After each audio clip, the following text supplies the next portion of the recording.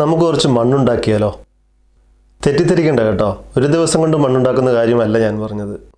നമ്മുടെ വീട്ടിലും പരിസരങ്ങളിലുമെല്ലാം ഉള്ളതും നമുക്ക് ആവശ്യമില്ലാത്തതുമായ ചില സാധനങ്ങൾ ഉപയോഗിച്ച് ഏതാണ്ട് 5-6 മാസം കൊണ്ട് നമുക്ക് നമ്മുടെ വീട്ടിലെ ചെറിയ കൃഷികൾക്ക് ആവശ്യമുള്ള മണ്ണുണ്ടാക്കാം. എങ്ങനെയാണെന്നല്ലേ? നമുക്ക് നേരെ വീഡിയോയിലേക്ക് പോകാം. ഞാൻ ജൈജു ഫ്രം ജൈജൂസ് ഹോം വീഡിയോസ്.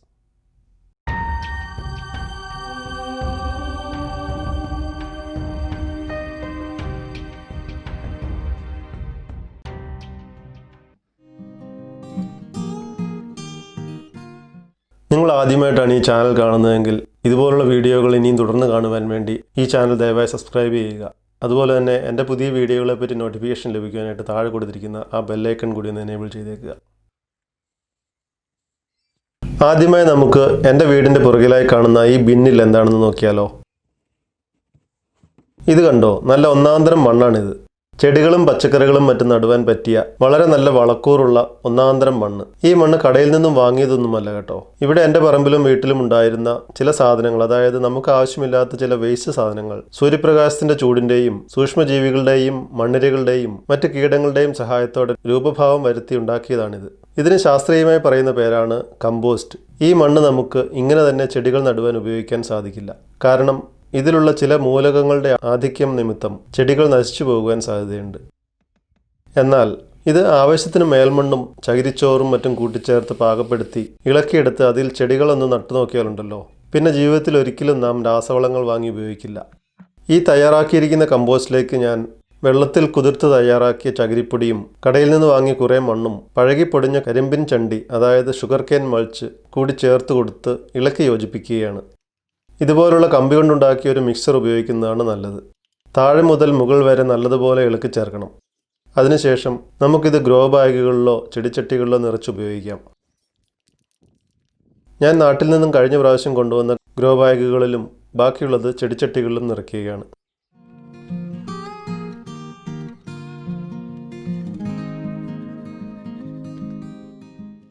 കമ്പോസ്റ്റും മണ്ണും ചകിരിപ്പൊടിയും എല്ലാം ചേർത്ത് തയ്യാറാക്കിയ അടിപൊളി മണ്ണ് 12 ഗ്രോ ബാഗുകളിലും ബാക്കി വന്നത് കുറച്ച് ചട്ടികളിലും നിറച്ചു കഴിഞ്ഞു. ഇതെല്ലാം ഇനി ചെടികൾ നടുവാൻ റെഡിയാണ്.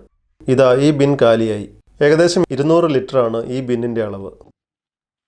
ഇതിനടുത്തിരിക്കുന്ന ഈ രണ്ടാമത്തെ ബിന്നിലുള്ള കമ്പോസ്റ്റ് ഏകദേശം ആയിട്ടുണ്ട്. 1-2 മാസത്തിനുള്ളിൽ നമുക്ക് അതും എടുത്തു മാറ്റാം.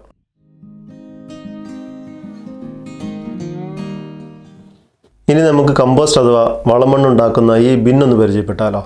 ഈ കാണുന്ന ബിൻ പ്ലാസ്റ്റിക് ഉപയോഗിച്ചുണ്ടാക്കിയതാണ്. ചൂട്, തണുപ്പ്, കെമിക്കൽസ് തുടങ്ങിയ ഒന്നും ഇതിനെ ബാധിക്കാത്ത രീതിയിൽ ഒരു പ്രത്യേകതരം മെറ്റീരിയൽ ഉപയോഗിച്ചിട്ടാണ് ഇത് നിർമ്മിച്ചിരിക്കുന്നത്. പലതരം കമ്പോസ്റ്റ് ബിന്നുകൾ നമുക്ക് മാർക്കറ്റിൽ വാങ്ങുവാൻ കിട്ടും. എന്നാൽ എൻ്റെ അനുഭവത്തിൽ ഇത്തരം ബിന്നുകളാണ് നമുക്ക് കമ്പോസ്റ്റ് ഉണ്ടാക്കുവാൻ ഏറ്റവും നല്ലത്. അതിന് കാരണങ്ങൾ പലതാണ്. ഇത്തരം ബിന്നുകൾ വളരെ സ്ട്രോങ് ആണ്. ഇവ മൂടി വെച്ച് ഉപയോഗിക്കാം. ഇവയിൽ എലികൾ പോലുള്ള ജീവികൾ കയറില്ല. ഇതിൻ്റെ അടിവശം തുറന്നിരിക്കുന്നതിനാൽ മണ്ണിലുള്ള മണ്ണിരകൾ കയറി വരികയും കമ്പോസ്റ്റിംഗ് പ്രോസസ്സ് വേഗമാക്കുകയും ചെയ്യും. കൂടാതെ ഇതിൻ്റെ അടിവശം തുറന്നിരിക്കുന്നത് കൊണ്ട് തന്നെ ഇതിൽ വെള്ളം കെട്ടി നിൽക്കുവാൻ സാധ്യതയില്ല. അതുകൊണ്ട് തന്നെ ദുർഗന്ധം ഉണ്ടാകാതിരിക്കുകയും ചെയ്യുന്നു. കറുത്ത നിറമായതുകൊണ്ട് സൂര്യപ്രകാശം നല്ലപോലെ ആഗിരണം ചെയ്ത് കമ്പോസ്റ്റിംഗ് പ്രോസസ്സ് വളരെ വേഗത്തിലാകുന്നു. ഇനി ഈ ബിൻ ഉപയോഗിച്ച് എങ്ങനെയാണ് കമ്പോസ്റ്റ് ഉണ്ടാക്കുന്നത്? ഇതിൽ എന്തൊക്കെയാണ് ഇട്ട് കൊടുക്കേണ്ടത്?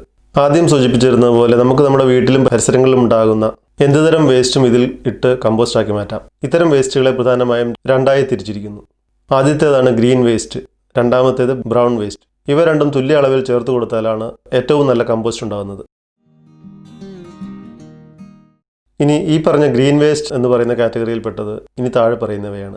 ചെടികളുടെയും മരങ്ങളുടെയും പച്ചപ്പുള്ള ഇലകളും ചെറുതായി മുറിച്ച് തയ്യാറാക്കിയ ശിഖരങ്ങളും പുല്ലുകളും മറ്റുതരം ഇലകളും അടുക്കളയിൽ നിന്നുള്ള പച്ചക്കറികളുടെ അവശിഷ്ടം, ഇതിൽ വിത്തുകൾ ഉണ്ടെങ്കിൽ എടുത്തു മാറ്റാൻ പ്രത്യേകം ശ്രദ്ധിക്കണം. പൂച്ചെടികൾ, പൂവുകൾ തുടങ്ങിയവ, ഉപയോഗിച്ച ചായപ്പൊടി, കാപ്പിപ്പൊടി, മുട്ടത്തോട്, പഴങ്ങളുടെ തൊലികൾ, അവശിഷ്ടങ്ങൾ തുടങ്ങിയവ. ഇത്രയുമാണ് ഗ്രീൻ വേസ്റ്റിൻ്റെ ലിസ്റ്റിലുള്ളത്. ഇനി നമുക്ക് ബ്രൗൺ വേസ്റ്റ് എന്ന് പറയുന്നത് എന്തൊക്കെയാണെന്ന് നോക്കാം.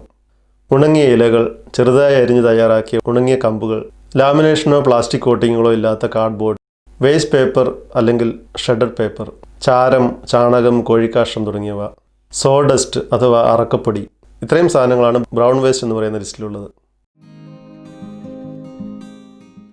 ഇനി നമുക്കിതിൽ കമ്പോസ്റ്റ് ചെയ്യാൻ പാടില്ലാത്ത ചില സാധനങ്ങളുണ്ട്. അവ എന്താണെന്ന് നോക്കാം.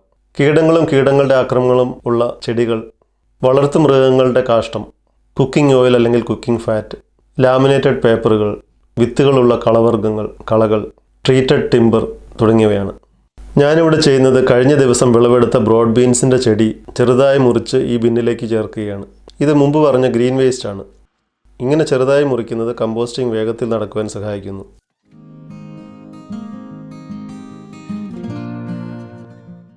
ഇനി സ്വല്പം ബ്രൗൺ വേസ്റ്റ് ചേർക്കാം. ഞാനിവിടെ ഉപയോഗിക്കുന്നത് പഴയ കാർഡ്ബോർഡാണ്. മുമ്പ് സൂചിപ്പിച്ചിരുന്നത് പോലെ ലാമിനേഷൻ ഇല്ലാത്തതാവാൻ പ്രത്യേകം ശ്രദ്ധിക്കണം. ഇതും ചെറുതായി മുറിച്ച് ഈ ബിന്നിലേക്ക് ചേർക്കുന്നു.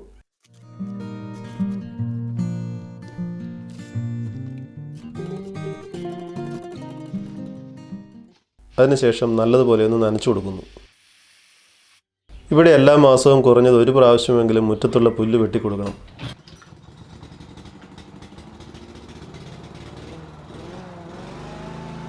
പെട്രോൾ ഉപയോഗിച്ച് പ്രവർത്തിക്കുന്ന മെഷീനാണ് ഇതിനായി ഉപയോഗിക്കുന്നത്. ഇതിൽ നിന്നും കിട്ടുന്ന പുല്ലിൻ്റെ വേസ്റ്റാണ് ഇനി അടുത്ത ഗ്രീൻ വേസ്റ്റ് ആയിട്ട് ഉപയോഗിക്കുന്നത്.